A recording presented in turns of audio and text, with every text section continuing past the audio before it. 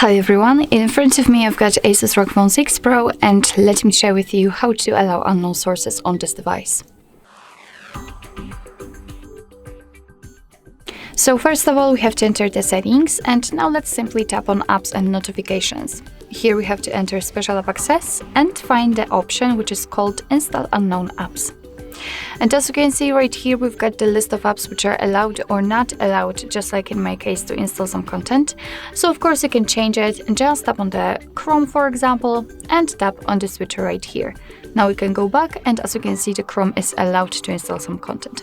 Be aware that you're doing it on your own responsibility, because some third-party apps aren't verified by the developer, so you may put your data and actually whole device at risk, so remember about that.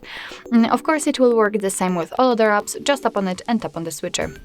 In the same situation, if you want to turn off the previously given permissions, just tap on the app and tap on the switcher again, and from now on the Chrome is not allowed to install anything. So actually that's all. This is how to allow unknown sources in your Asus ROG Phone 6 Pro. Thank you so much for watching. I hope that this video was helpful, and if it was, please hit the subscribe button and leave the thumbs up.